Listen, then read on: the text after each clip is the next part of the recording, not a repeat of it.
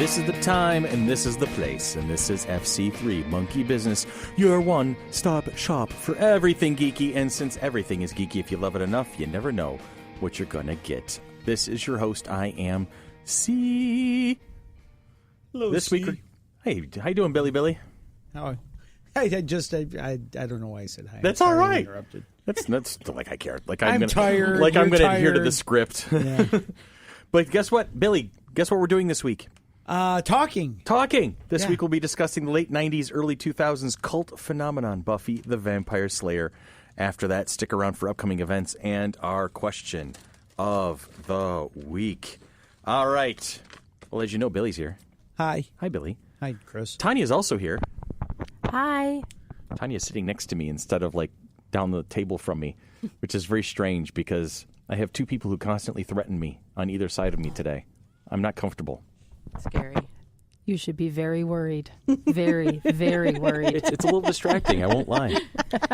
Be afraid. No, I gave up Be my very spot for afraid. Laura today. Yeah. Thank you, Tony. Because Laura is in the house. Hello, Hi. Lady Hello. Laura. Our resident Buffy expert who is wearing her Buffy the Vampire Slayer jacket. Yes. And, Willow shirt. And her Willow shirt that I've seen on several occasions. Though this is the episode you've been jonesing for since you came on board Mighty Monkey a while I have back. been, definitely. So we're glad you're here because, frankly, I this is one of those shows I'm a little weak on in terms of my knowledge. I mean, other than Willow's hot. That's got to change. That's going to change. I love Willow. 12 in the Willow episodes. is. Allison Hannigan is gorgeous. She's No, amazing, and she's got the great. Cordelia. Cordelia is she's like Yeah. that. She's that pageant queen beauty, right? Mm-hmm. And Buffy self-centered. herself, played by Sarah Michelle Gellar, is definitely a very pretty woman. But I've always had a thing for Allison Hannigan, and you know it's not like cradle robbing because we grew up together. I'm only a couple years older than the woman, That's so right. you know. And you Right. used to go to band camp with her. Yes, I did. Because there was that one time in band One camp. time. And so Laura's here, and Tanya's here, and Billy's here, and producer Sherry is here. Hello, producer Sherry. Hello. And she's the other side of me. So Tanya's on one side of me, Sherry's on the other. And these are people who consistently and perpetually are always threatening to smack me. And it's like, no, this is not good. Don't go rubbing my shoulder all nice and friendly, Tanya. Okay, now it's just creepy. Hi, Monk. Hi, Ala. Monk's here. And the legendary Anne is in the house. And so we got a full table. Got a lot of people here. Yeah. A lot of please, and a lot of strong. Thank you. I'm getting a little closer. I'm getting a little closer to Sherry. It's like, here, let me step away from the minefield into the raging lava flood. Either way, you're screwed. That's the point. Okay. Between a rock and a hard place. Yeah, you can put me in the production booth. Yeah, that'll work. Because my ego will fit in there. All right. But anyway, how we all doing? Is there anything new this week? Anything new today? No. We talked about time travel last week. It snowed recently. It did snow recently. It That's did going to start snow. happening a little bit more now. Are we thanking Angie for that? Oh, I've already sent her a video. Poor Ange. Oh, yeah, right. It is the day before Thanksgiving. It is. What is everybody doing for Thanksgiving? Making turkey. I'm taking Eating. my Plan mom on out. eating. We're heading over to one of her friends' houses. We're going to have a little Thanksgiving together tomorrow. We have something to announce. Tell us, what do you have to announce? The 20th Yes. was my birthday. It's a birthday! Woo! And I'm Happy 20. birthday. You're 20 now. On the 20th. And 20 on the 20th. Yep. Yeah. It's your magic number birthday. Nice. I wasn't able to appreciate mine because my birthday is on a 2nd. So I was 2 on Right. the 2nd. I was like, I think I wore plaid. I don't remember exactly. It was the 70s. It was bad. Yeah, so. Oh, shoot. I was counting up the letters in her name. Uh-huh. She has 19 letters in her name. Well, go change your name. Put an E at the end of Spink. Oh, please no. That's already a lot of my email stuff Okay. for school. For school. Spinky. Anyway. How about you, Billy? What you got going on tomorrow? Going to my brother's house. He Nice. cooks Thanksgiving dinner every year. We sort of alternate holidays. My sister does Christmas. Susan and I do Easter. Nice. And so going to my brother's, watch football, eat a lot of food, and fall To me- asleep. Yeah. To me, Thanksgiving is the best holiday ever.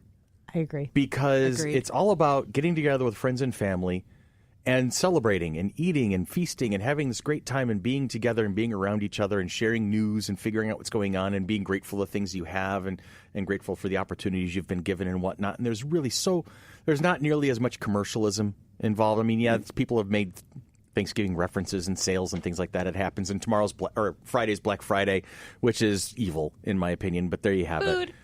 Black Friday is a great way to, a great reason to stay home. Absolutely. And stay in. Do online shopping. Go to your local folks. Local, shop local, please. Yeah, shop Small local. Business Saturday. That's what you got to be dealing with. But you don't have to worry about Thanksgiving carols and Thanksgiving, parties. There's really only one good Thanksgiving special, isn't there? Charlie Brown. Brown. That's it. You got to watch your Charlie Brown. But for me, it's always been about who you share the table with. And for a long time, when I was at my old house now, 2 houses ago, I got to host for my family and my grandfather before he passed away, and it was just the ultimate thing for me. So Thanksgiving's always been my favorite. I love Thanksgiving. And maybe not this year, but next year when I get a chance to actually start cooking, everybody at the table's invited to my house for Thanksgiving. So, Yay. See, I love to cook. I didn't used to. Mm-hmm. It's never been something, but I don't know. In the past like 4 or 5 years, that's how I unwind when I get home. Mm-hmm. And I love making Thanksgiving dinner. See, that's a thing. That's a thing. I do it me once too. a month. I mean, Yeah, you we guys just did it. saw that. Do you guys have any odd Thanksgiving traditions? Anything off center?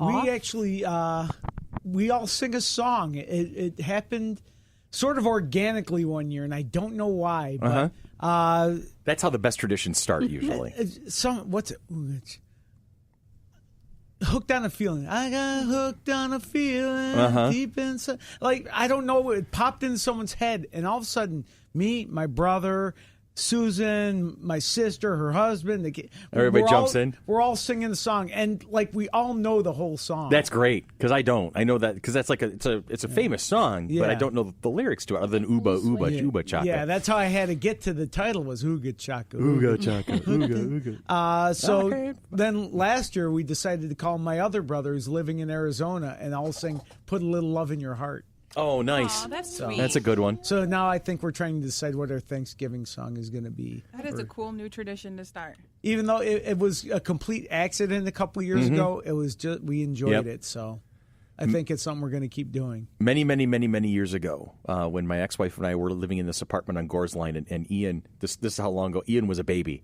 All right, so that's how long ago this happened. She was working for Century Safe in their customer service and tech support department. And the family had this tradition where they handed out turkeys to all of the staff. Everybody on the factory floor, everybody in the offices, everybody got a turkey to bring home. So she brings this turkey home, and we had no idea. Neither of us had ever cooked a Thanksgiving before. We had no idea what we were doing. And this was before YouTube was really a big thing. So we were looking through books and whatnot. So we had to do this whole process of cleaning the turkey and get it ready for being marinated, because in our house it was if it moved, marinate it. That's the way that we looked at it. So I was exhausted. It had been a long day. So you know how goofy I am when I'm not tired. Imagine when I am when I'm like whooped. So I've got the turkey in the sink, and she's cleaning it off. I start dancing the turkey around, right? Okay. Like I'm jigging. The turkey is now jigging around because I'm making it dance. And she's like, Christopher, would you please stop that? I'm like, come on, dance with Howard. And out of the blue, suddenly the turkey's name was Howard. Okay, so the entire Thanksgiving dinner, that from prep to end, we were referring to the turkey as Howard. Thank you, God, for delivering Howard to our table. Yes, and so when we decided we were going to start doing Thanksgiving dinners on a regular basis, we had moved to our house on Denice, and we had this big kitchen, this big dining room. We're going to start hosting Thanksgiving, and we did so for a good 5 or 6 years. Every turkey got named. Every turkey had it. There was like part of the ceremony, like you're starting the cleaning process and you're starting to get ready to get it marinated and get it bagged. Oh, okay, what's the turkey's name this year? Norbert was a pick. Robespierre was a pick. It had to be something not quite right. When Pope John Paul II passed away, we made sure that turkey that year was John Paul. So Reprobus, because Ian had done a report on St. Christopher for his school, for religion class in school, and he came back and he was doing all this research, and it's all based on this Greek person in history named Reprobus. So, okay, the turkey's name was Reprobus. If it was an odd name, if it was like a name that you would normally hear, that's the turkey got named. So that's a thing. And I haven't named a turkey in a couple of years. It's been a while since I've had a chance to do one. turkey this year because Okay. I won't touch it. You're not going to touch it? No. No? I love making turkey. I make really good turkey. Yeah, you do. I make really good gravy. There you Yes, go. See, yes, so you we have a do. team thing going on I make here. really good mashed potatoes. There we go. Mashed potatoes. I Mashed make a potato really time. good guest. Well, That's you're what in- I'm going to be this year, Billy, thankfully. you're invited. Okay. So that's a thing. Maybe, you know what? Maybe that's what we'll do. Is we'll do a Thanksgiving dinner with just us. We'll do one not on Friendsgiving. To A Friendsgiving. Friendsgiving. We'll do a Friendsgiving off, so we can. We'll do Geeksgiving. on Thursday Thanksgiving. We'll all go to our respective families and places where. But then, like down a couple weeks down the road, we'll do a Friendsgiving at my house. Yay. I like that Yay. idea. I like that idea We very should do much. New Year's Day. Can we dress as our favorite All right. character? Oh, Done. sorry. We could celebrate a new year. Celebrate New Year's Day together. I love that idea, Yeah. and we'll do a podcast while we're at my house. Cool. We Bring used the to equipment. we used to always go to my in-laws Pack up the studio. on New Year's Uh-huh. Day. And my father-in-law had to make the joke every year. We'd walk in the door. Oh my God, I haven't seen you all year. Ba-dum-tsh. Yeah. Love the man. Love Expect the man. that. Expect that from our fearless leader and president. It's been a year since we've seen you. Yes, because Dan loves literal and corny humor. He likes So- dad jokes. Oh, he is. He has been the practicing dad jokes since we were 14, Before he became a I can dad. believe before he that. became a dad. So anyway, that's where did we get to on that? We were gonna, okay. What we're doing for Thanksgiving. We're going to take a quick break. We're going to refocus, and when we come back, we're going to talk about the Slayer. And just to help us refocus, or maybe not, comedian Sue Murphy on why Thanksgiving is her favorite holiday. I wish I knew how to cook. For what? Eating is so fun. Thanksgiving is my favorite holiday because of the food. And also because, well, it's the only meal that it's all right at the table as soon as you're done. Just to go, oh, that was really good. Oh, yeah. Sure, I'll have more pie. Why not? I'm going to fall asleep with my mouth open. Why don't you just jam it in my head? Because I'm not enough of a bloated toad. My pants aren't tight enough. It's the only holiday my mom doesn't go, Sue, get off the floor. She goes, oh, that looks pretty good. I guess I'm coming down there with you. Let's look up your Aunt Dot's dress. What a great holiday. We gather the people we love around us to give thanks. And how do we celebrate in this country? What do? We jam breadcrumbs up a turkey's butt. Right on. Give me a dead bird and a loaf of bread. And you know what I'm saying? Thank you. Nice. I just want to make it clear where my brain is right now. Sherry is on my right, and she started whispering something to me during that bit. I leaned in, and did I move the earpiece on my right ear? No, I moved the one on my left. So she was talking right into the headphone, and I'm like, wait a minute, I still can't hear. Oh, turn my hand. Let me. Oh, I'm in trouble today. Anyway, Buffy the Vampire Slayer is an American supernatural drama television series based on the 1992 film of the same name. It is created by Joss Whedon under his production tag Mutant Enemy Productions, with later co-executive producers being Jane Epinson, David Fury, David Greenwalt, Doug Petrie, Marty Noxon, and David Solomon. The series premiered on March 10th, 1997 on the WB and concluded May 20th, 2003 on UPN. The series narrative follows Buffy Summers, played by Sarah Michelle Gellar, the latest in a long line of young women known as vampire slayers or simply slayers. In the story, slayers are quote-unquote called to battle against vampires, demons, and other forces of darkness.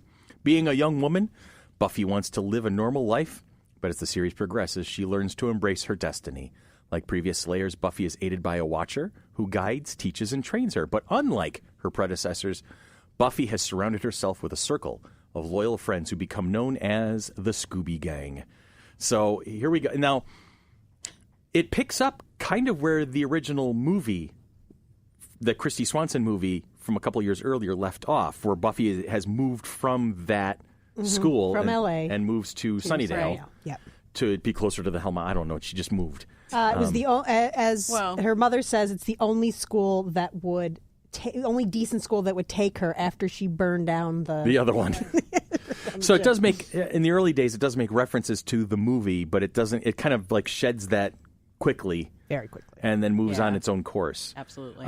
Do we want to pay any heed to the movie at all? Do we want to? Because I remember Buffy has always been a Joss Whedon creation. Yes.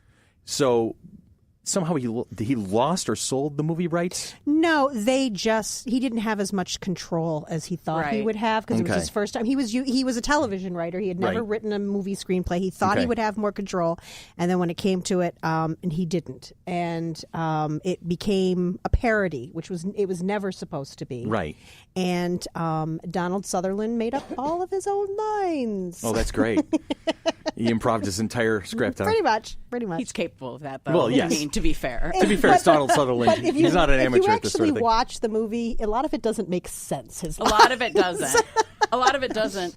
But I will say the best thing about the movie is Pee-wee's death scene. Paul Rubens' death scene was by far one of the funniest things on film. Paul Rubens, yes. Excellent death scene. Yes. But that was not the tone that Joss wanted. Absolutely. No. His whole concept of it was the blonde girl goes into the alley and gets slaughtered. Right. But in his version, the blonde girl turns out to be the badass. Yes. And I think that's a great premise. And, and it harkens back. Joss Whedon was asked by an interviewer once, why do you write all of these strong female characters? Or how long will you be continuing to write all these strong female characters? And Joss Whedon is until you stop asking that question. Exactly. Because for him, this and was... really, the Buffy theme carries all the way through. I mean, even to the end of the series. She is constantly challenged for being... a cute little girl. Just a girl. Yep. And... I thought you'd usually be taller. She just kills those people. With bigger muscles. Well, what was that whole subplot halfway, 2/3 of the way through when she was in college and they had the initiative or whatever, the army brats? Yeah. Is that what they call it? Did I get that name right? Yes. Oh, wow, I pulled that out of my ass. Yes. So, yes. Well, there was a bunch of big bruising guys who were like, no, we have to protect the little girl. And she took him out in like record time, and they were like, okay, I guess you're in the initiative with us now because we can't do it without you. I loved when she was sitting there, and she had asked a question there, and I think it was Maggie or somebody said, do you really think your outfit's appropriate? And she's like, oh no, I've hunted in I've slayed in this halter top before. Yes. Many times. I love that. I know. I haven't been a diehard fan of the show like you have been, Laura, but I've always enjoyed it when I watched it. It's one of those things where it's like, if it's on, I'm going to watch it. I'm not going to go out of my way for it. But it's always the one thing that's always struck me is its fearlessness to tackle things. A lot of social issues I see throughout. There's a lot of what was bothering teenagers and high school and college kids of the 90s. Absolutely. They would not shy away from it. They would dive right in after it and go for it. And I always appreciated the show for that because, it could be a little campy at times.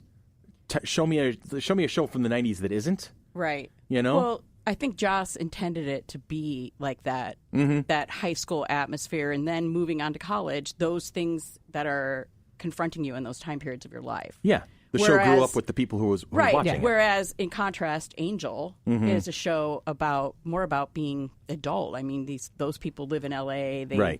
They're doing other things. They're not going to school. They're dealing with day-to-day things like Cordy tries to find an apartment that's, rent controlled. So, I mean, the difference there is stark, but the way that Buffy progresses, you really see the characters When you develop. think about it, Buffy was pretty similar to Peter Parker and Spider-Man.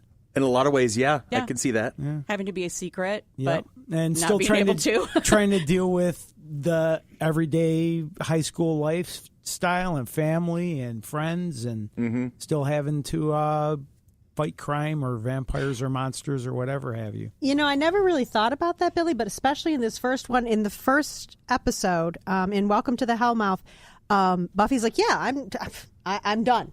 I'm done. And then bodies start dropping. And she realizes, I'm the only one who can do this.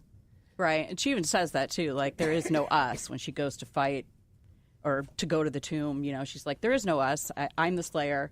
You guys stay here. They don't listen, of course. Yes. But It takes quite a few episodes before she gets into the whole, okay, you guys are my posse thing. Yeah. It really was on her own. Well, and then even later when others...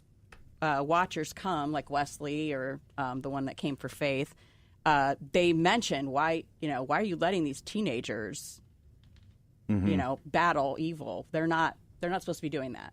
They're supposed to be away from that. That's just her job. Because they won't say no. They won't stay away. They do it without us. Well, I think which they did at one point. When she's gone, they do it in her stead. Exactly. Twice. That was the point I was about to go. Yeah, Twice. They pick it up and they just go right to work as if she were still there. Absolutely. So that says a lot, and I think that's another one of the great messages that the show has always been consistent about is that if you stick together, you can do damn near anything. Yeah, we're stronger together. Exactly. In season 4, they actually join with a spell, all their essences, and to defeat the foe Adam. I did not know that. Yes, I have to watch that one now. It's an excellent episode. Yeah, it is. It's actually happens before the end, and then the end is a dream sequence. Yeah, the end was very strange that season. Right, Restless. That's a great episode. It's a great episode, but it was very a lot odd. of foreshadowing in that, and a lot of stuff that comes out of that. And I think that's one of the things that Joss Whedon has done the best. Is like I mentioned earlier, she's got that fearlessness to tackle issues, but their fearlessness to try just about anything too. Absolutely. Do I even say musical episode? Yeah. Oh Well, my that gosh, was one of the yes. first. That was one of the first musical episodes As far as I know, I remember. As far as I know, the only one that I remember coming before that is the Xena episode. Is the Xena musical episode? Is the only I one didn't I never remember see before that one. I never saw that one. But that was done such a send up though. It was almost done for laughs. Like Xena's? Oh no, the musical? No. I don't remember. There was that. two actually. They actually did two musical ones. One of them, was campy as hell and wasn't very good. That but might the be what I'm first thinking of. one, the first one was It was powerful. It was Xena painful. and Gabrielle hated each other, and this weird. It was a weird dreamscape that they were pulled into to work through their issues with each other. Interesting. It was very amazing. I will have to track that one down. Yeah, that's a series that I just watched kind of like surface, just skimmed over when it was on. I'll be like, oh, cool, Xena, great. Yeah, exactly. Yeah. Okay, now next. And, Yes. all right, but Buffy-ish. I mean, well, how many the thing seasons about was Buffy? Seven. 7? 8 in comics. It's one of the few things of Joss Whedon that didn't get canceled. Yeah. Well, didn't get a hold of yeah. Yeah, well, No. It did actually. It did end on the WB, and then in season 5, and then UPN picked it up. UPN picked it up. Okay. Well, that's because WB was trying to basically get rid of everything that was any good. Well, the WB and UPN eventually merged to be the CW anyway. Yeah, so they're kind of they were having an identity crisis. Yeah, absolutely. But they totally. I mean, when season 5 happened, everyone thought that was it. Okay. It was heartbreaking, and then it came back it for was severely heartbreaking, and then it came back. Then it came back. Yeah. Was it? Do you feel that when it came back and got to UPN, was it stronger? As strong? Was it just not as good? Was different. Was it different? It was Season very 6 different. is a lot darker, I will say, than the first 5 seasons. But considering how season 5 ended, it had to be. Yeah. It had to be. There was Absolutely no had way to it be. I got to couldn't. watch this now. And it made perfect sense. I don't remember too. where it all ends now. The whole season makes perfect sense. As much as people don't like parts of it, it's very. A lot of people don't like after the third season, though. Once she went to college, they weren't as. It was a little campy for a while. I love when she goes to college. That's one of my favorite seasons. I loved season watching 4. her grow, but you had to actually see the whole storyline to get through to see when it got to season 6 that darkness. Right. If you came in just at season 5 or 6, you would not understand where they'd been before. It really did progress along the way. So it'll pick up for me after the 5th episode of season 1? Yes, absolutely. Yes, season 1 is very teen, a little bit on the campy side. It's pretty much monster of the week. That's what I was just having a hard time getting through You're going to it. get to a point where there's a serious arc going on, and that's season 2 will Season most 2 likely is pull a you lot right of people in. believe the strongest season of the entire series. Because I told you the last episode I watched was Owen, the boy who would ever get killed on the first date type thing, and Season 1 reminds me very much of Scooby-Doo in the fact that it's one episode, here's the bad guy at the end, they move on. Season 2, they don't do that. I like the Monster of the Week formula. I've said that before. I don't do mind like Monster it. of the Week, but it was just the teenage angst and drama. And I'm a high school teacher. I see it on a daily basis. I didn't necessarily I don't want to live it. I and appreciate Buffy's quippiness in first Yeah. season. I do say. I'll give you that. But, And I mean, we see more of that now, but at the time, that was very. That was very different. Nobody talked like that on TV Joss, shows. Joss invented that kind of dialogue. Oh, yeah. And then in then shows like Veronica Mars got just as quippy, and other shows like Charmed, Charmed tried to be a little that. quippy. Charmed tried to be Buffy. Yeah, okay. Let's not get into didn't. Charmed. No. The Magical Hooter Club. Now. Oh, no. He appreciates that, though. The Hallowell sisters have their place in my life, and it's only... Never mind.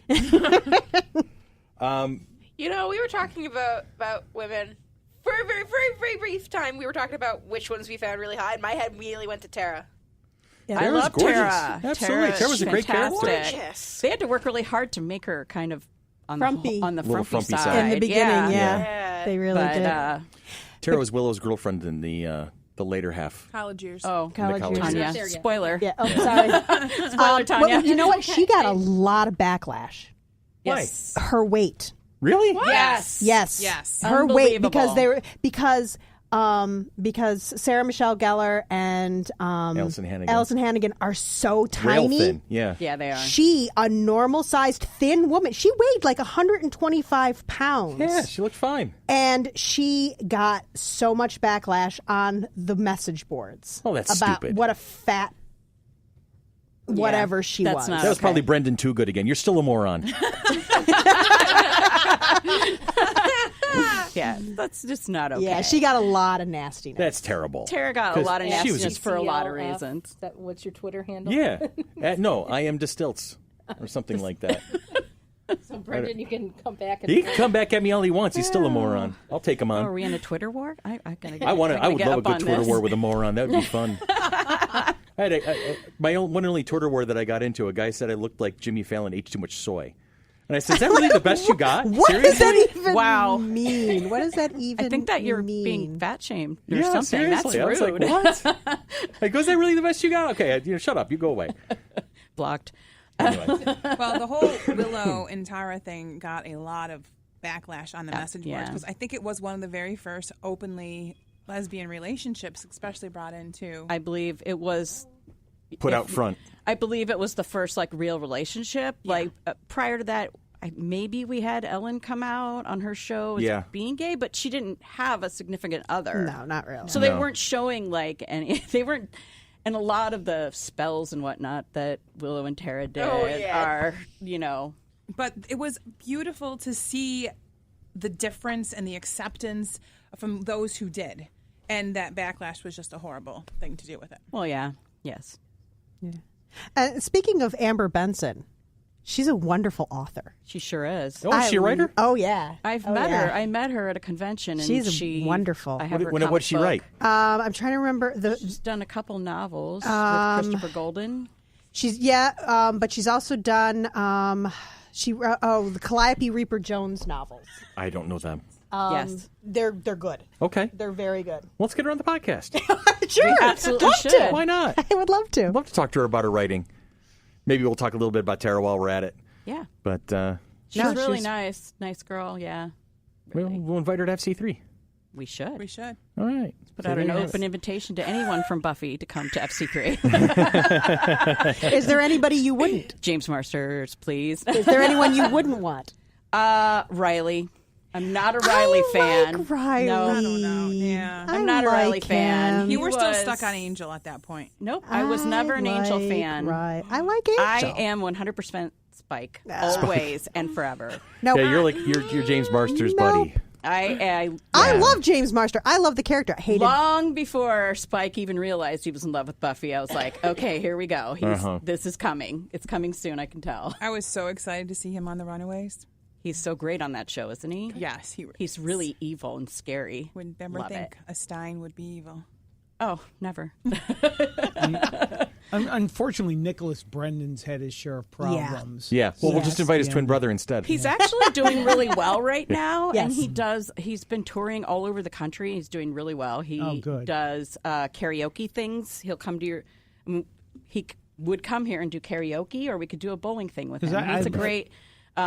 That sounds like I was fun, a fan actually. on the show, and I'm always sad when I see he's had an issue. Yeah, I know. He has had a rough time, but he's coming out of it. Good. So that's important. good. Yeah, that's Yes, very he's, important. kicking depression in the balls, I believe is his hashtag. Good. So That's a good one. That's good to hear. Nice. That's good to hear. Yes. Now, Lori, this is the question I'm going to ask you. Yes. Because at the table, you are the fan. Fanatic. You are the fan. The rest of us are kind of mild, mild to, okay, this is kind of cool. See, it's funny. I think I she's was a gotcha. fan. I had the whole series on DVD. Right. But my OCD about continuity threw me for a loop when the Angel show hit the air. Okay. Or wound up becoming part of the ongoing story. And so I found a website where it said, okay, you have to watch this episode of Buffy, followed by this episode of Angel, followed by Buffy, then these two episodes of Angel, and I'm tired of keeping up. It's that, you know what? That's They how can't Marvel stand Comics alone. lost me is I'm because tired of the crossover events. I'm tired of taking this DVD out to put and opening up this box to put this one in. I'm going to go watch Riverdale. Speaking of teen Love angst, Riverdale. Riverdale's Oh my great. God, yes. So I'm going to come back to Sabrina. asking the question that I meant to. Laura, how many times have you watched the whole series all the way through? I have no idea. It's Many few times. I think I watched the whole series of Angel through like 7 times in 1 year, and I think that was just a year and a half ago. So I get stuck in a loop. I'm like where I can't get out, and I have to start from the beginning and go all the way to the end, and then sometimes way I when am I'm with leverage. done, Okay. I have to start again. I don't know why. Why? I mean, Why? What is it about this show that keeps you coming back time and time again, and you love it, and you still love it, and I'm assuming it's aged well. Has it aged well, or do I you think still so. see? I'm asking her. Because I'm I not was- asking for your opinion at the moment, my Okay, dearest. but I'm a little bit older, so I wasn't quite as young when it aired. Right. Okay, so I'd already had young children when I started watching it, and I was never like a big Angel fan because I felt that was a little weird that he was like 200-something years old and She was 17. She was like 15. 16, 16. you Yeah, know, true. so I don't know. I believe it's aged well. I think it's smart and it's funny, and a lot of the things that it shows us about how to deal with problems are so valid. Even though I've seen it a million times, I still laugh at certain lines. I still, wait for certain things to happen. I still occasionally skip over the body. never Yeah, seen that that, one was tough. episode. That's I the have- only episode I haven't I've seen that one, and that was very powerful. It That is. was a very it's strong really episode. powerful, and as someone who doesn't have their mother any longer, I found it to be really Little too harsh. potent? Little too harsh for me. Yeah. I can watch it occasionally, but even the one that follows it always is really It's hard rough. too. Mm-hmm. So I deliberately, when I did my watch through with Lana, I deliberately skipped the body because what Joyce died of was the same thing Karen died of, and it was only about a year after Karen's Oh. death, so we Yeah. just couldn't. stuff that goes and on. I was watching it with Lana and Karen's son Briar, Oh, At the geez. at the so I'm like, nope, we're skipping this episode. See, now the good thing about that episode is Joss, he took an episode in pretty much every season and made it completely different than what normal TV was. So in season I've noticed 4, that. it's Hush, yes. okay, where no one can talk. And then for the body, there's literally no music throughout the whole show. There's no sound at all. It's just the bare sound of what it feels like to have that happen to you. And I think that's the most powerful thing of all, because a lot of Buffy, for me, I love the music. I loved that whole 90s, like, Dashboard Prophets and stuff like that. Like, and so to hear the episode just so blank and so like Empty. yeah. It's stunning. And then of course season 6 is the musical. So he kind of Balances it. yeah. Yeah. Buffy the Vampire Slayer, Angel, Dollhouse, Firefly, even early Agents of S.H.I.E.L.D., stuff like Agents that. of These are all Joss Whedon products. Buffy's your favorite of them all? Is it Joss at his best? Isn't Buffy? Yes. I would say yes. I think because it's Joss at his most pure, he's still working out who Joss is. Okay. And I think he's even said that he's worked a lot of the things that he put in there were things about him. Now I adore Angel as a show. I find it maybe because I'm a little bit older, it's more adult I don't know, more adult content. It's a little more serious, so I think that one, as far as psychology goes, helps me a lot more than Buffy.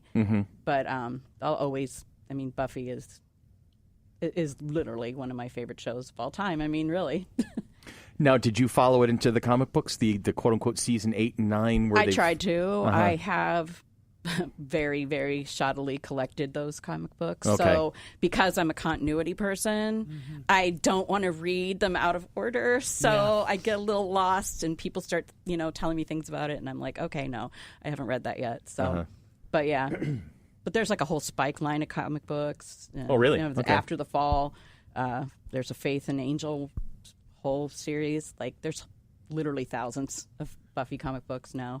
And I guess Dark Horse has ended now, but a new comic book company has picked that up, and they're going to be starting to release stuff next year. Are they going to do a reboot of the whole series?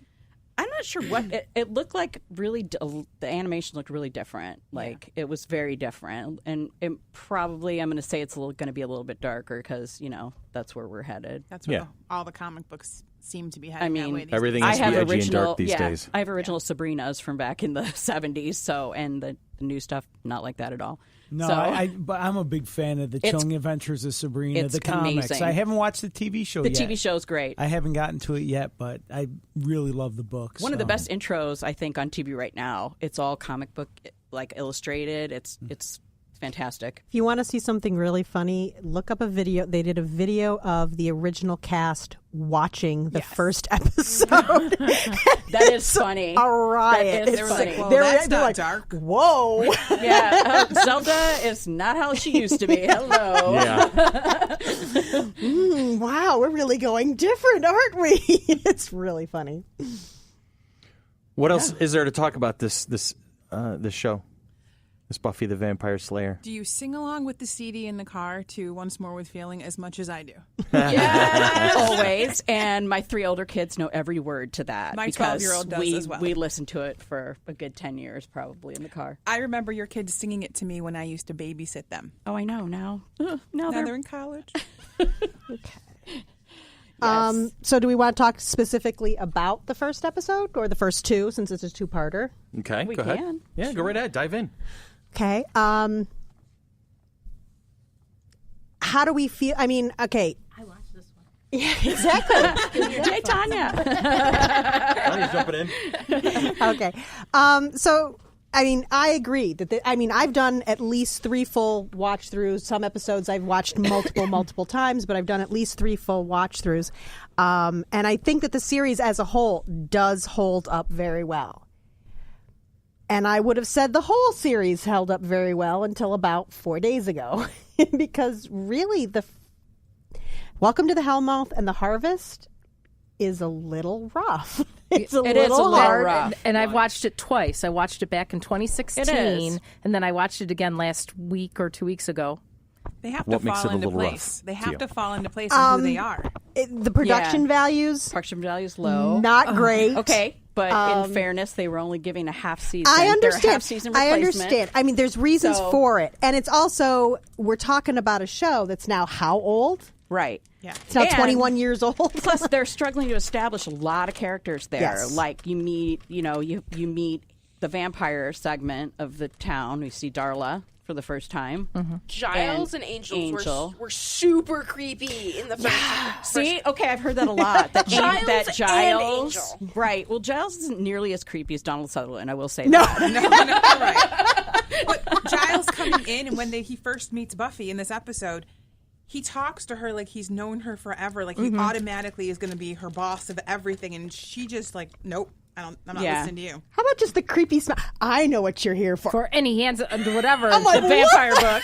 She's like, no. No, really, I'm coming from my economics book or whatever. Yeah, it was. exactly. And I'm sorry, Angel came off less enigmatic and more stalker. Yes. Yes. He's stalker, and he just doesn't seem to be very smart or helpful. Like, No. he like kind of comes in after the fact to tell her, "Oh yeah, I was wondering when you're going to get here."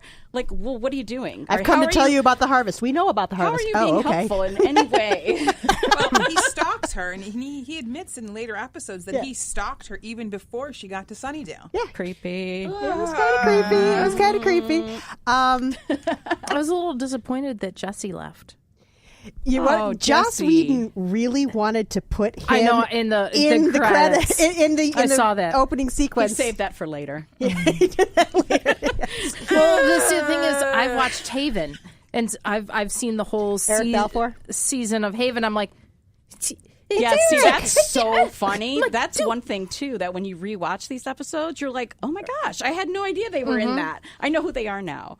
Like Amy Adams is in season 4. Yep. I mean, Doug Jones was in Hush. He plays the main gentleman guy, and he is in The Shape of Water and Pan's Labyrinth, and he's just an incredible And I'm actor. still trying to figure out who Giles reminds me of. It's like another actor that he looks familiar. Well, you know, he's the coffee guy from the 70s. 80s. It was the 80s, yes. Yeah, the my Taster's mom, Choice the commercial. Taster's Choice guy. Is that what it is? I don't know. I'm like looking.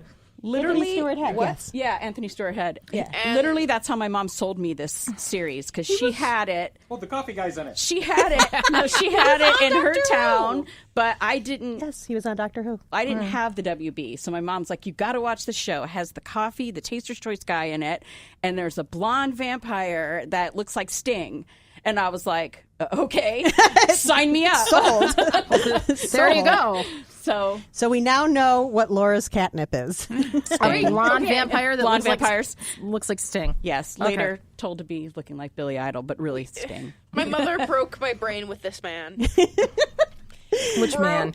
Anthony Stewart Head was on stage for a long time before Buffy, and he had 2 big roles. One of them was in the musical Chess, and the other one was the Rocky Horror Picture Show, where he played Frankenfurter.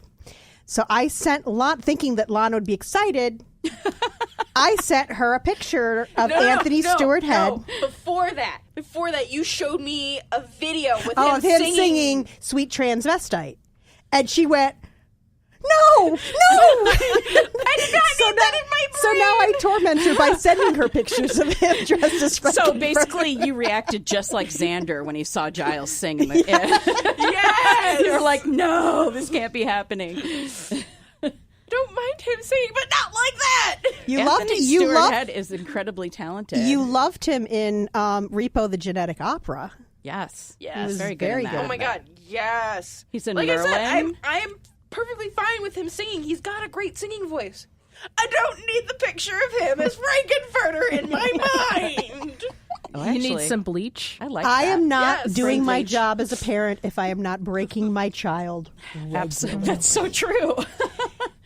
There is no torment quite like a parent's torment. So which episode is the one that I'm gonna you take that lesson, remember take it home most with me. as drawing you in and stealing it? And that you had to watch it all from then on? Oh, wow.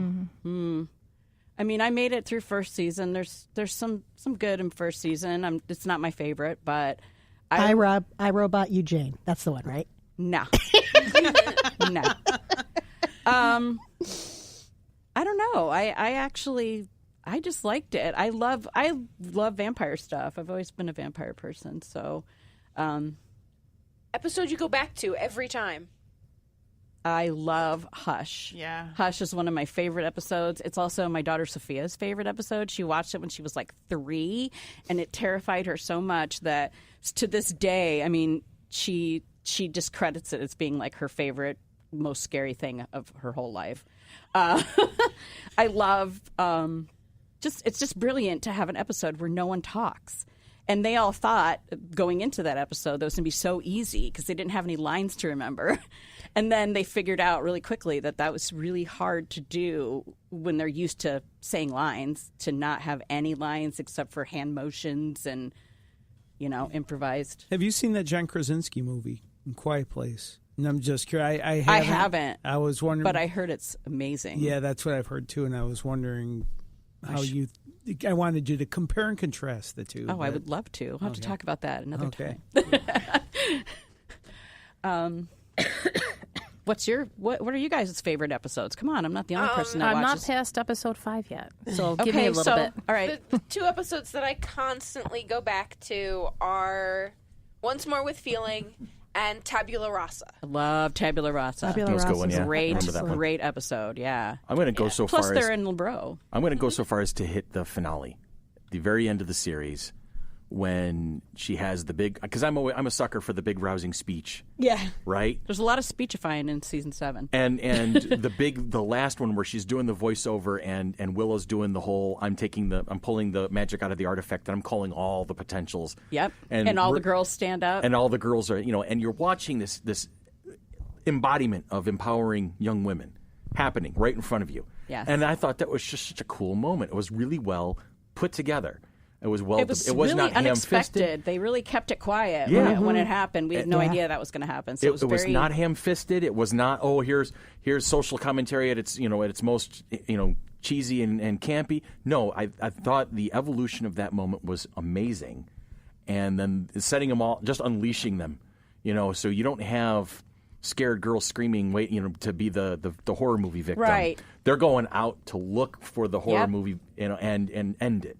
Who knew Felicia Day could be a badass? Oh, I did. Oh, that was She's Absolutely. awesome. But we absolutely. didn't know it back then. True, but still. I was just like, oh, you go. The mousy little redhead is now going to go ahead and lay a can whoop ass out there. That's yeah, right, that's absolutely. right. I was looking forward to that. I knew it was coming. I mean, the empowerment and the empowerment level of Buffy can't be, expressed enough. But also the way that they've affected pop culture. I mean, someone just posted the other day on one of my many Buffy Facebooks that I'm on, a segment from X-Men Evolution, an animated X-Men movie that I haven't seen. And there's a dance between who's the one with the white streak in her hair? Rogue and another girl, and the dance overlays perfectly with the dance that Buffy and Faith do in the Bronze.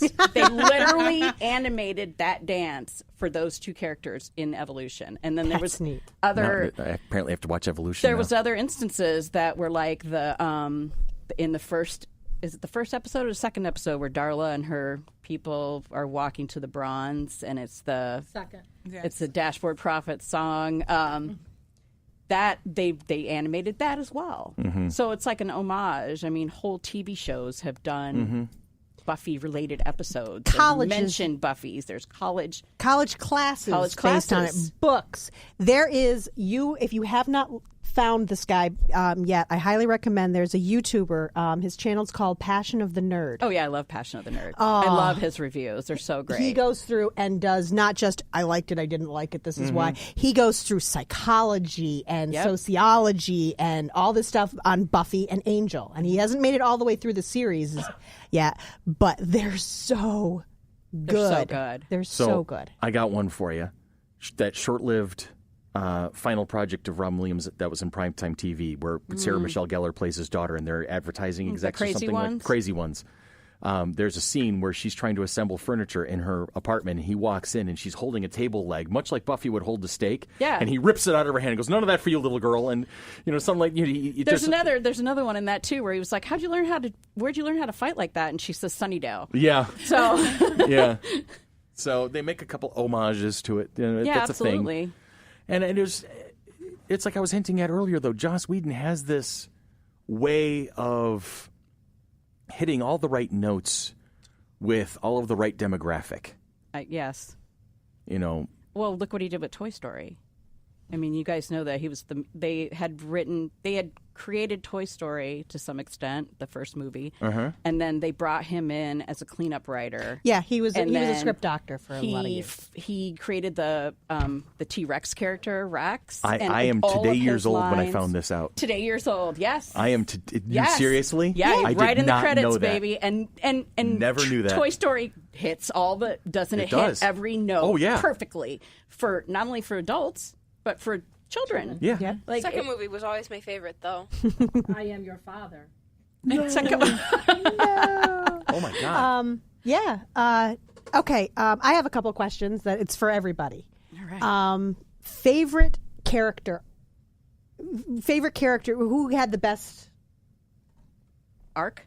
Who had the best changes? Who did you like best? Where they started from to where they ended? Spike. I agree. He's Spike evil. I always liked Spike. He was evil, but when you go flashbacks of him, he's not. He's just kind of a whatever guy who has kind of a soft heart. He kind of retains his humanity to some extent, unlike Angel. Actually, and I brought her up before, but I like Cordelia was right an enemy and then Charisma became Carpenter. a frenemy. And Well, and then also in Angel, Cordelia totally 150% changes for the better. She just becomes an all-out hero. Like she becomes a Slayer without actually being because chosen. she grows up and stops being so self-centered. Right. Well, the first episode establishes Cordy and Harmony as the mean girls. Right. Willow is like kind of awkward, softer side of Sears. Xander's kind of the goofy guy. Shaggy. We don't really know what's up with. Yeah. Yeah. Skateboards in, kind of falls over, Right. acts like a dork. It takes some time for him to get over his thing for Buffy, which Yeah. makes me twitchy.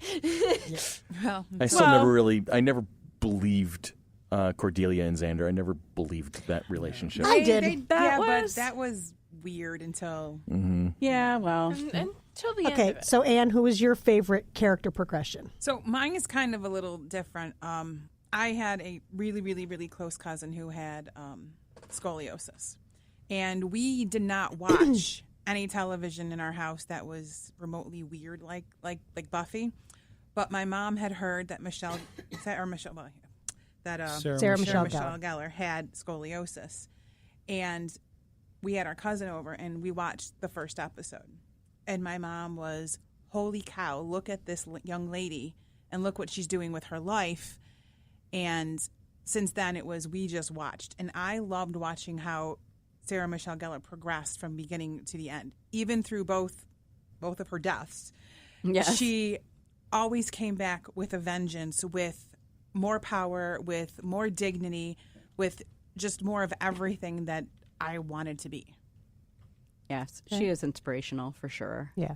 Lana? My first favorite character on that show was Willow, and she'll always be my first favorite character. It's interesting to see how she transitioned from the shy thing that she was, and see her in pain and see her scared of herself for a while, and it's great to see how she changes. Was very good. Love Willow. Billy, do you have a favorite character? yeah, I mentioned Spike and Cordelia. Nice. Chris, have you watched enough of it to? I've watched enough of it over the years. I'm with Alana on the Willow thing. Of course, I had also an unyielding crush on Allison Hannigan that helped. But I also, for the short time that he was on the show, I'm a big Oz fan. Seth Green's character. But did he change that much? I don't think he changed. Well, No, he did a little left bit. and came back. What changed? Yeah, he did a little bit. I mean, I don't know if you would call it an evolution, but I liked how how steady he was in this chaos. He was always very kind of zen-like and accepting of certain things. It was always, okay, there's a big crazy thing going on in front of me. Okay, how do we do it? Let's just roll. There was this way that he was just the coolest guy. He was the most stable guy in the room when everything was going completely bonkers around him. And I always kind of appreciated that. So, for me, it's Giles. Yeah. Okay. Giles is all sides are awesome, too. From the first episode where he's just this bookish, nerdy. I mean, you have no idea, and then you find out that man's a badass. Yep. Yeah. You find out about Ripper. Yes, and in the episode Band Candy, Yes. when they're like, we got to go find Giles. They're like, oh no, Giles, and Oz is like, well, yeah, he was probably a pretty together. They're like, oh no, try black magic, destroy the world guy. Yeah. Yeah, I love Giles' backstory. Yes. I'm sad they didn't do a Ripper. They were offshoot. going to do one. That would have been going really to- great. They Yeah. had it in the works, and nobody. There picked it up. is a Young Giles comic book. Oh, yeah. Yeah. You know why there's a Young Giles comic book? No, because It's not Young Giles as in Giles back when he was a kid. No, this is Giles was killed, was brought back, and the spell went wrong, and he was 12 nice. with all of his same memories, but he's jeez. 12. Wow. That's why there's a Young Giles. That's comic messed up. Yeah, that is. Okay, so who are your guys' favorite villains? I mean, Tanya, obviously you've seen one villain. Well, there's a couple villains there. There's the Master, Darla, Drusilla. Yeah. Oh my I'm God. going with It's gotta be Drusilla. Yeah. I'm going with Drusilla, and she is awesome. She's crazy. She is perfectly insane. Well, I think Like that you have no idea. She doesn't even know what she's going to do next. next. It's the perfect foil for her throughout the whole thing. He cares about her. Mm-hmm. Like he doesn't care about, say, Harmony later on. But Drusilla has a great backstory too. I love the backstory flashback episodes. Those are some of my favorite. Mm-hmm. Full for Love. The mayor. He's my favorite. The mayor's awesome. The mayor's my favorite villain. Faith for a while when she was playing that. When she was bad? Yeah, and you know what? I like her growth too. Yes. Faith, yeah. She had a great character arc. All right, B, she let's go did. kill something. She was great. And Angel, too, again. Angel. Angelus? Oof. Angelus is actually, I actually favor Angelus over Angel in Buffy. In Buffy. Because I feel like Angel is like dorky and like thick-headed, but then Angelus is like so smart and savvy. Like they're complete polar opposites. It's Urkel and Urkel. Stefan. Pretty much. And Boreanaz, though, his early acting is not good. Not good. I like him much more as Seeley Booth in Bones than I did he's great like watching him He's Angel. great as Seeley, yeah. He was very good in Angel. Yeah. He was very good in Angel. Yeah. Yeah. One of his earliest TV cameos was as Kelly Bundy's boyfriend. I remember that. And Al kicked his ass in a movie theater. Yep. Yeah. But he was like a greaser. He had like a T-shirt with a cigarette rolled up in his pocket. Right. He was Giles in Band Candy. Pretty much. I'm sorry, guys. This just came in. Fox heard that we were talking about Buffy, and they tried to cancel the podcast again. I know, right? We'll just have to pay Considering they never owned Buffy. They don't care. It's Joss Whedon. They're going to cancel it. They're going to cancel. Still not over Firefly. Never will be. Anyway. Okay. Never. Any other favorite villains we want to mention? Caleb. As we're going to talk. Yeah. He is actually... Our first exposure to Nathan Fillion. He's actually really evil. Oh, man. It's like crazy. Spoilers. Tanya, we told you to prepare. She couldn't watch the entire You didn't series. have seven seasons worth of time. You watched 4,727 episodes of NCIS in 3 months. I don't want to hear shit. I had less than 2 weeks to prepare. Wait, isn't Xander on NCIS? Isn't Xander on there? Yes. That's what I thought. Yeah. No, Criminal Minds. That's Criminal Minds. That's yes. it. I knew he was on something. Is he recent on Criminal Minds? Yeah, he's recurring. I thought. I'm not current to Criminal Minds. Yes. I'm like 2 Is he seasons still behind. current? I don't know if he still is. We're a couple seasons behind with Criminal Minds, but he was a recurring character for at least 3 seasons. Because I think he left because they wanted him out because he wasn't doing well at the time. Yeah. He was. It was That's likely when he was kind of Yes, bad. I've watched 20 million episodes of NCIS over the summer, and yes, I don't know. I watched, I want to say 5 or 6 episodes, over 2 days, type thing. So that's pretty good for me. Okay, so next question: favorite non-Scooby character? Non-Scooby at any time was a Scooby. So you can't pick Spike. can't pick Cordy either. Can't pick Cordy. Drew. Drusilla. Non-Scooby. She's your favorite non-Scooby character? Yeah. I am going to go with Anne, who actually is reoccurring. She's reoccurring. She goes throughout Buffy all the way into Angel, and she was in 1 episode in Buffy. Nope. 2. She was in 2 episodes of Buffy. 2 episodes of Buffy, and then she goes in and takes Buffy's name and becomes Anne. Chantrell. That was her first name, was Chantrell. Yes. I a actually mushroom. lost on a trivia question about how many names she has. I did not remember her. She's an angel too, and she's friends with Gunn, and she's a community worker, and she gets involved with Wolfram and Hart. Okay. Anne? I don't really have any favorite. I mean, there was a couple in the first season, but they rotated so quickly out, some of them, that it's hard to just pinpoint one down. Okay. Well, color me weird. I love Jonathan. Oh, I did. Yeah, actually, Love I do Jonathan. too. Can't stand the other two. Love Jonathan. The other two, but all three of them together was excellent. I thought it was excellent. Okay. Warren was.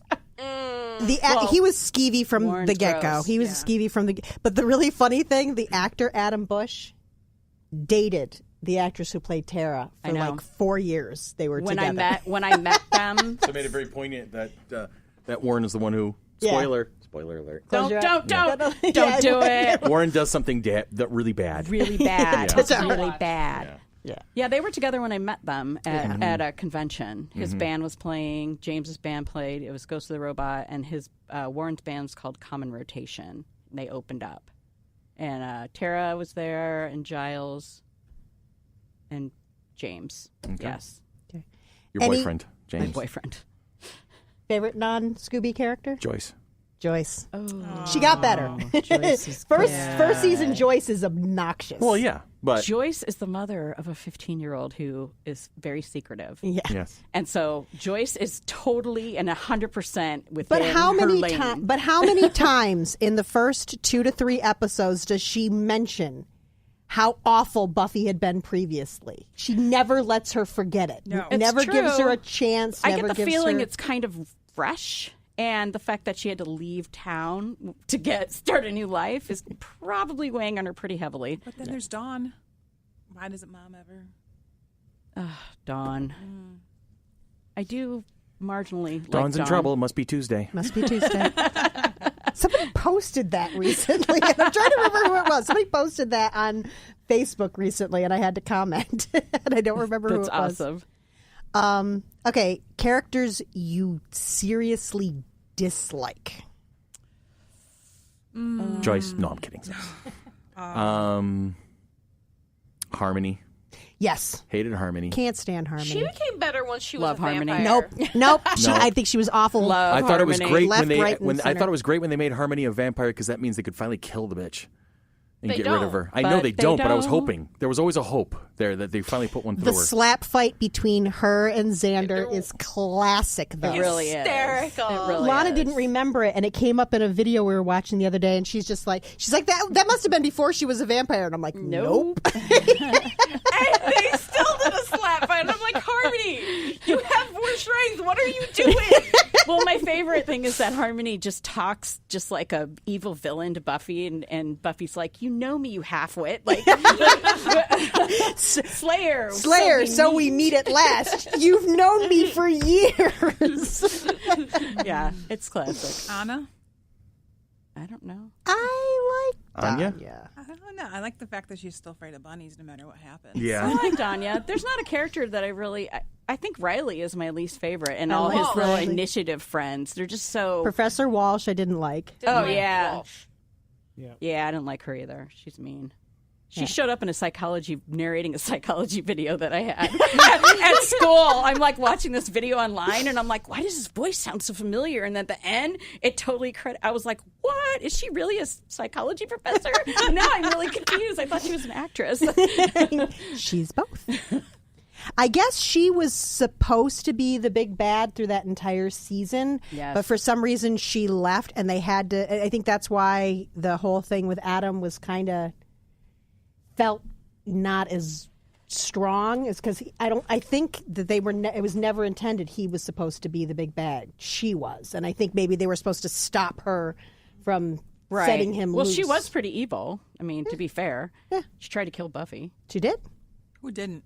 Yeah, seriously. That's I tried to true. kill Buffy at one point. It's true. Everyone's tried. Everyone's Chris failed. is but- my favorite big bad. There we go.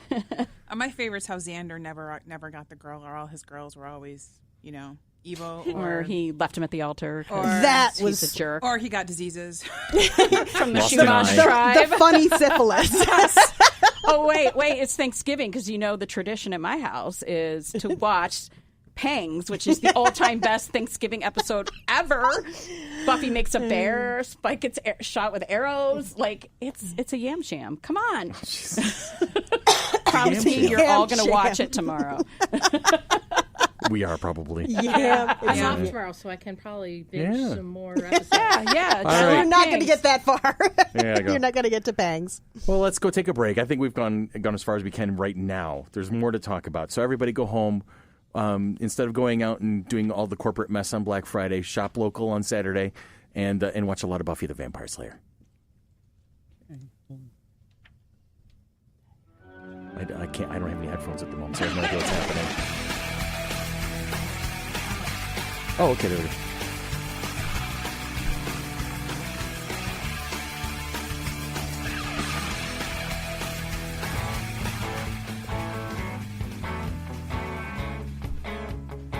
And welcome home. Welcome back. Welcome here. I have headphones on my head now, but they're not quite seated right. So hang on a second. I'm all over the place now. It's a yam sham. Anyway.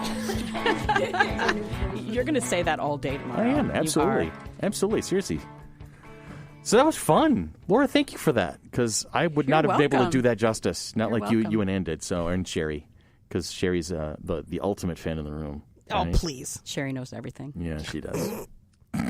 Now I'll have to start from somewhere in the middle of season 4 where I left off. Figure out where Angel fits in and go from there. Luckily, we have Google. You can always text me if you have a question. yeah. Oh, there's There you a go. list online. Hey, Ann, Yes. do we have an event coming up? We do. We have a wine and design afternoon for Mighty Monkey Corporation, Saturday, January 26th at 2 p.m. Tickets are $35. They're available online at wineanddesign.com. It's /North Chili. Also, you can find us on Facebook, and you can find the link right through our FC3 or Mighty Monkey website. Bring a bottle of wine, bring some beer to drink. We'll have a couple of snacks available. We are painting time and space. Because you can do Beer that. me. That'll take a while. I know. Is there like a parameter on this? There's a particular box and a swirly thing. It's going to be great. Yeah, we have about 2 hours. Swirly give or take. box 35 people only.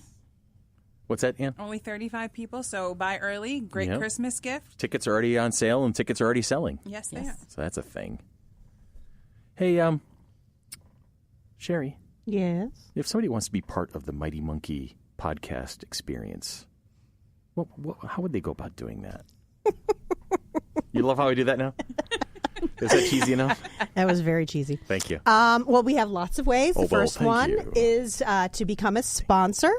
We have sponsorship levels of all kinds, and we'll even create custom sponsorships. Yes. Just contact us at sponsorships@fc3roc.org. Apparently, Ann has a custom sponsorship level that she's working on pitching at this point in time. I am. If you would like to donate $1,000 to our Patreon, we will get C and our president, Dan, to dress up as those wacky, willy flying guys like you see outside the The bands in inflatables the stores. that go flopping around. They're gonna hang out for a half hour outside. yes. And we'll flop Half hour around each. outside your house for a half an hour each. Yes. Yes. So let Sherry know if you want to partake in this lovely, lovely idea.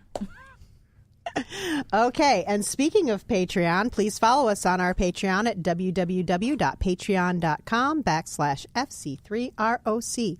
All membership levels will include access to the patron-only blog, plus tons of great perks at all levels, and expect to see a lot more there coming up. We've got all kinds of ideas for that.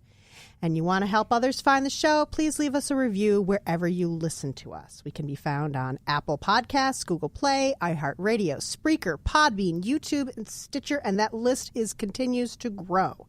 If you can't find us where you normally listen to podcasts, please let us know, and we'll see about getting us there. There you go. And please follow us on Twitter at FC3MB Podcast. And if you do, please say hi. We love it when you say hi. And we'll probably say hi back. Absolutely. I have a quick question for Chris. Yeah. I'm a Patreon, and I haven't seen a Patreon blog in a while. Oh. So, I see the Monday World Nerd Worlds. Yeah, but that everyone gets that. So there's a specific Patreon one for us Patreons. I'm going to make a Patreon.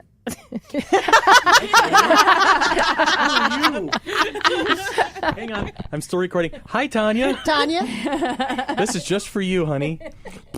Tanya Tanya, you Sherry, can start. post that. You can start talking to him about him not doing stuff when you start doing the ones you're supposed to be doing.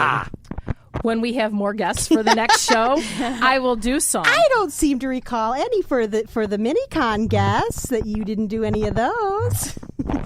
I say again, ha. No, we've all been bad about it. Shut up, I'm supposed Christopher. to be doing them. We're all supposed to be doing them, and we haven't. So I'm not. we need to get you. Yeah. Oh, trust me, I'll figure out a way to get you involved. All Oh right. God, am I supposed to be doing one? No. No, run. No. So anyway, Tanya, ha. Anyway, Billy, Yes. I'm going to hit you up with the question of the week, buddy. Okay. What actresses or actors are permanently typecast to you and why? Okay, I do have an answer for this. And even though he has made some quality films, he's proven to be an actor who has a little bit of range. But Adam Sandler will always be The goofy guy. Yeah. Yeah. Yeah. Okay. He can be serious. Yeah, he's made a couple good movies. Have I ever seen him serious? What would I have seen him serious in? Reign Over Me, was that?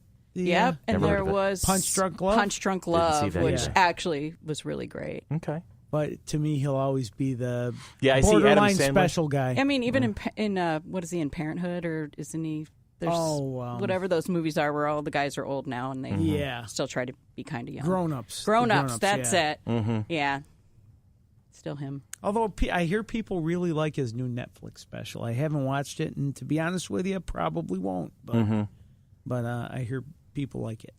Sherry, Yes. is there a person in your opinion who is typecast permanently? I don't know typecast permanently, but there are people I've had a real hard time seeing them in other things. Most of the Harry Potter kids I have trouble with, other than Emma Watson is the only one that I can look at and not see Hermione, and maybe it's because she's changed her look so much, and because I've seen her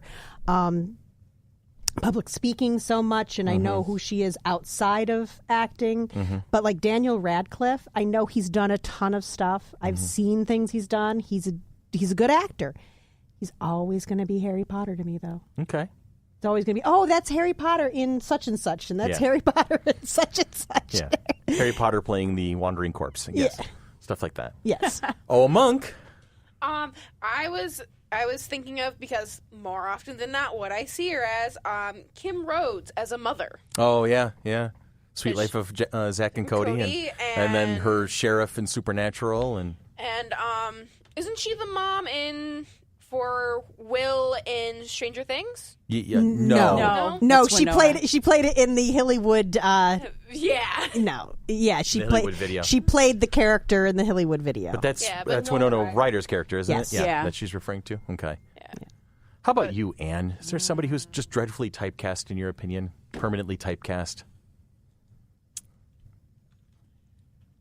I want to say, like, pretty much anybody who's on the Hallmark Channel right now. Yes, like, I feel sorry Candace for Cameron them. Bure, like yeah. any of those actresses you see on the Hallmark Channel, you know, Okay. the next movie is just going to have the same exact actress playing the same exact thing. and you know you're still going to watch it. You're absolutely right. I'm going to go make another box. All right, of I have a I'm weird not. one. I Yeah. have a weird one. Go ahead. That I just discovered like a really short time ago. Okay, so the actor that plays, he's in Sex and the City. He plays one of Samantha's boyfriend. He plays Richard. If anyone's ever watched Sex and the City, I won't refer to Sorry. what he's called by in that. But he plays Angel's dad in Angel, David Boreanaz's character. Okay. He also plays the father of Damon and Stefan Salvatore, also vampires. Okay. Yep. And then he also is Bill in True Blood's dad. So he is a vampire dad. His kids are all vampires, and they're all boys, and he's extremely typecast. Okay. And his name is James Remar. Yep, James Remar, that's it. Yeah, a little bit crazy. Okay. Who hasn't made a contribution to this particular part of the conversation yet? Yeah. Tanya. Hey, Tanya. Yes. Ha. Go ahead. Your turn. I because I was looking, I first said the ones that playing iconic characters that you couldn't change, whatever. That was my first thought. So then I looked it up. But Samuel Jackson, he plays that badass in every single type of movie. Yep. That's true. Do you see him playing any like other parts? No, he's always the guy who's causing a fuss. Frozone. Maybe Where is my super suit? Yeah, he still has. Well, between that and the Kingsman, and even in Django, he's still kind of that person. Well, even in Agents of S.H.I.E.L.D. or Avengers and things like that, he is that ultimate badass that he's you don't want to Pulp cross. Fiction. Mm-hmm. He's Even Mace Windu had a lightsaber that said "badass mother" on it. Yeah, that is so true. And he did not like snakes, if I remember correctly. Right. Sherry, have I ever gone to you on this one already? Yeah, I said Daniel Of the Radcliffe. Harry Potter kids, yeah. Especially Daniel Radcliffe. I'm trying to think of a guy who talks like this, and Christopher Walken. Who's always, you see him walk on screen, and you know that guy's going to be twisted and weird and off center, but that's not how his career began. Isn't he the more cowbell? That's I have a fever for more cowbell. Yeah, that's like yeah, Christopher Walken. It's a terrible, that in a terrible watch impression. But that's the point of a good Christopher Walken impression is terrible. Yeah, they're supposed to be over the top and bad. That's the thing, and that's even true. typecasting to a point. It is. It is. He has that specific style. Because I watched Kevin Pollak, the comedian, do Christopher Walken as James T. Kirk. I've seen that. Oh my God! It's epic. How about James T. Kirk? Oh well, see, no. Shatner. See, Shatner is typecast because of Kirk. Because of T.J. Hooker, but then he's done a couple of parts that are a little bit different, like Boston Legal or Boston Public. Yeah, he was really good in that. He was really good in that, and then of course his turn as the pageant coordinator in Miss Congeniality was my fun. God. Come on, there's been times where William Shatner showed up and James T. Kirk was not to be seen.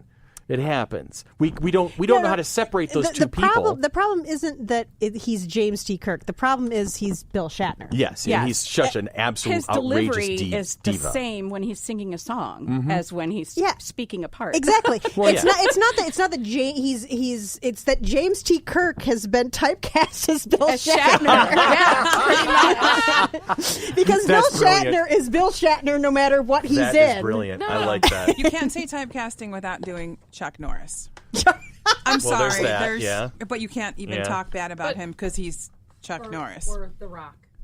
Well, no, really you can't anymore good. because Dwayne Johnson. I love him. Moana. Yeah, he Yes, was great. he's so great. And he's gone out of his way to do. And there's a guy who I'd love to meet because Dwayne Johnson is fearless. He's awesome. There's a video of him dancing in a Vote for Pedro shirt. I'm like in a wig, and I can't this get is over a man it. who I is can't stop unafraid watching of it. taking on anything at this point. Hilarious. There was the movie he did with Kevin Hart where he was kind of nerdy. He was tough. He wound up in the end being tough, like a. Jumanji? No, the I know which one you're talking about. I can't where him and Kevin Hart were friends in high school, Yeah. and then they go back and I can't think of the name of the wackiness movie, ensues. But he Yeah, was yeah, like a Jumanji. nerd guy. But that's funny because in Jumanji he was a nerd. Yeah. And Kevin was Hart was in it. That's why I'm like, Jumanji? I mean, well, the Captain Kirk thing. I don't know. Chris Pine played it well. Yeah. But he wasn't like He wasn't. He didn't channel. wasn't like Willie- that. No. Thankfully. There was a couple of things at the very end of the first J.J. Abrams Star Trek where everything's calm. The Enterprise has been relaunched after being repaired and whatnot, and they're getting ready to take off to do their thing. And there was a moment where Chris Pine channels William Shatner perfectly as he's coming onto the bridge and he's talking to Bones and he's getting ready to get in the chair. He's doing it. I mean, it was just pure William Shatner. But for the most part, he was kind of making James T. Kirk his own character at that point. And I think I respected Chris Pine for that pretty well. Best moment in that film, I'm sorry. We've been talking about it so much lately. The whole thing where Bones was trying to get him on the ship and kept injecting him with things. Yeah. Num tongue! No, I can fix that. I can fix that. Yeah. It's the best sequence in the entire movie. Urban. He's got Carl the best Urban. lines in there. He does. And he actually made me a fan of Bones. I'm not originally a Bones fan from original Star Trek at all. DeForest Kelly? Yeah, no, not at all. So join the conversation, people. So if you think of somebody who's just irrevocably typecasted, just let us know. Pop in on the conversation. Let us know what's going on. So I think that's good enough for the week. Are we good for the week? I think so. Everybody's good for the week, so we're going to say goodbye for the week. And Billy's going to cue up the music, and there it is. And this has been Monkey Business, a product of the Mighty Monkey Corporation, purveyors and producers of the Flower City Comic-Con. Coming at you at the end of April in 2019. Like us on Facebook, follow us on Twitter, follow us on Instagram, follow us wherever we go, and we will lead you to where the entertainment is. We hope you have a great holiday, have a wonderful Thanksgiving, and eat lots, support your local stores, and take care. Dun, dun, dun.